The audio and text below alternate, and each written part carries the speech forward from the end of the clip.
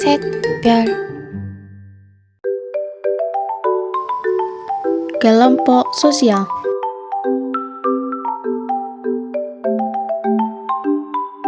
A. Konsep kelompok sosial. Seperti biasa, definisi terkadang tidak dapat mendeskripsikan gambaran yang benar-benar tepat apa yang didefinisikan karena keterbatasan kata, diksi, atau metafora. Namun, dengan definisi, setidaknya kita bisa memahami sesuatu mendekati pengertian sebenarnya. Definisi tentang kelompok sosial telah diungkapkan oleh banyak para ahli. Berikut ini merupakan pendapat para ahli mengenai kelompok sosial. 1. Paul B. Horton mendefinisikan kelompok berarti setiap kumpulan manusia secara fisik. Misalnya, sekelompok orang yang sedang menunggu bus kota. Kedua, Robert K. Merton mendefinisikan kelompok sebagai kumpulan orang yang saling berinteraksi sesuai dengan pola yang telah mapan. Ketiga, secara umum, kelompok sosial adalah kumpulan individu yang memiliki hubungan dan saling berinteraksi. Syarat terbentuknya kelompok sosial. 1. Memiliki pola interaksi. Kedua, pihak yang berinteraksi mendefinisikan dirinya sebagai anggota kelompok. Ketiga, pihak yang berinteraksi didefinisikan oleh orang lain sebagai anggota kelompok. Adapun ciri-ciri kelompok sosial. 1. Kelompok sosial minimal terdiri dari atas 2 orang atau lebih. Kedua, antar anggota kelompok memiliki interaksi yang intens. Ketiga, antar anggota memiliki kesamaan dan saling berbagi identitas. Keempat, antar anggota kelompok memiliki rasa saling ketergantungan. Dasar pembentukan kelompok sosial. Pembentukan kelompok sosial didasari oleh kesamaan. Yang pertama, kesamaan kepentingan. Kedua, kesamaan keturunan. Ketiga, kesamaan tempat tinggal. Keempat, kesamaan pengalaman. Dan terakhir, kesamaan ideologi tertentu. B. Perkembangan sosial. Perkembangan kelompok sosial adalah tahapan-tahapan yang menunjukkan pembentukan hingga pembubaran suatu kelompok. Perkembangan kelompok diawali dengan fase pembentukan atau forming, yaitu kelompok mulai mengenali satu sama lain, mendalami karakteristik, dan menunjukkan citra positif. Kedua, storming atau bisa dibilang curah pendapat, yaitu fase di mana terdapat perbedaan pendapat, ide, ataupun tujuan antara anggota. Ketiga, norming atau tatar tertib, ialah fase di mana antara anggota kelompok dapat menyelesaikan masalah dengan berkonsentrasi pada pekerjaan dan peran masing-masing. Keempat, performing atau pelaksanaan, ialah fase di mana antara anggota kelompok dapat menunjukkan kinerja yang optimal dan mempertahankan kondisi kelompok. Dan yang terakhir adalah fase adjourning atau pengistirahatan, ialah fase di mana perkembangan kelompok sosial yang sudah mencapai tujuan, kemudian potensinya selalu ada di fase forming, norming, dan performing. Ragam kelompok sosial. Terdapat 4.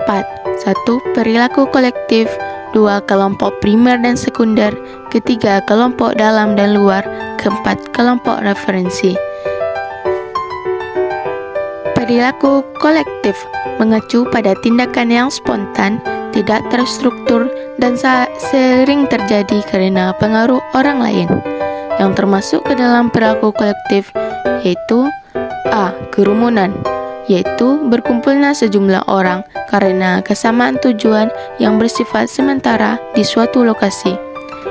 B. Massa adalah sejumlah orang yang berbagi minat pada ide atau masalah tertentu.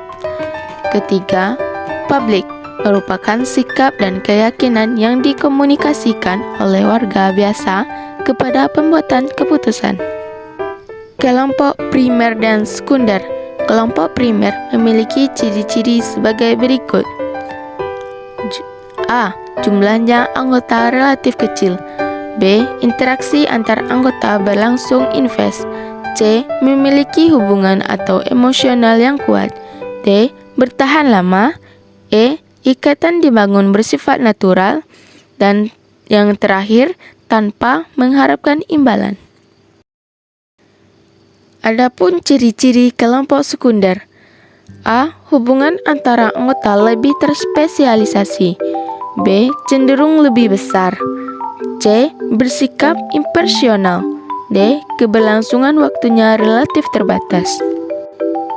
Kelompok dalam dan luar.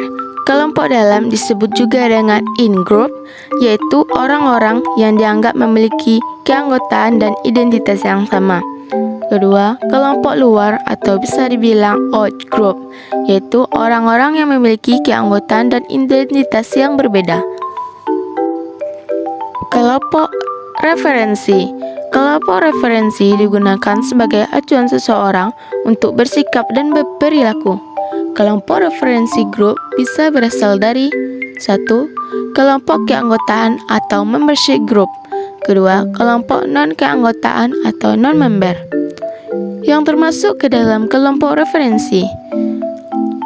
Yang pertama, normatif, yaitu kelompok yang memberikan pengaruh atau perilaku umum seseorang. Kedua, perbandingan, yaitu kelompok mempengaruhi pertimbangan seseorang untuk menilai suatu situasi, cara berpikir, dan kinerjanya. Ketiga, audiens, yaitu kelompok pada umumnya menonton, mendengarkan, atau memberikan perhatian pada seseorang. Dinamika kelompok sosial. Kelompok sosial dapat mempengaruhi individu. Sebaliknya, individu juga bisa mempengaruhi suatu kelompok. Dinamika kelompok sosial adalah tindakan, proses, dan perubahan yang terjadi di dalam dan di antara kelompok dari waktu ke waktu. Unsur-unsur yang berkaitan dengan terjadinya dinamika sosial. 1. Kepemimpinan. Pemimpinan merupakan orang yang memiliki pengaruh dan berpengaruh bagi orang lain. Ada pula kepemimpinan memiliki fungsi. A. Instrumental, yang berarti berorientasi pada tujuan atau tugas. B. Ekspresif, yaitu memberikan dukungan emosional bagi anggota. Adapun gaya kepemimpinan. Gaya kepemimpinan secara umum sebagai berikut. 1. Otoriter, yaitu pemimpin yang membuat semua keputusan sendiri dan anggota kelompok hanya melaksanakan tugas yang diberikan. Kedua, demokratis, yaitu mendorong diskusi kelompok dan pengambilan keputusan dilakukan melalui kesepakatan atau mufakat. Ketiga, laissez-faire, yaitu pemimpin hanya sedikit terlibat dalam pengambilan keputusan dan mendorong anggota kelompok membuat keputusan sendiri. Organisasi. Berikut adalah gambar perbedaan serta kesamaan organisasi dan kelompok. Kesamaan organisasi dan kelompok ialah: 1. Sama-sama terbentuk karena adanya latar belakang yang sama. Kedua, sama-sama memiliki hubungan sosial antara anggota kelompok. Ketiga, sama-sama memiliki kesamaan dan tujuan yang ingin dicapai. Sedangkan perbedaannya dalam bentuk formal ialah: sistem kerjanya terstruktur atau biokrasi. Kedua, aturan tertulis dan mengikat. Ketiga, pembagian kerja jelas atau tugas dan wewenang. Jaringan sosial. Hubungan sosial yang kalian bangun dalam sebuah kelompok memungkinkan terjadinya peluasan jaringan. Jaringan atau network mengarah pada hubungan sosial antara individu ataupun antara kelompok yang membentuk suatu ikatan sosial.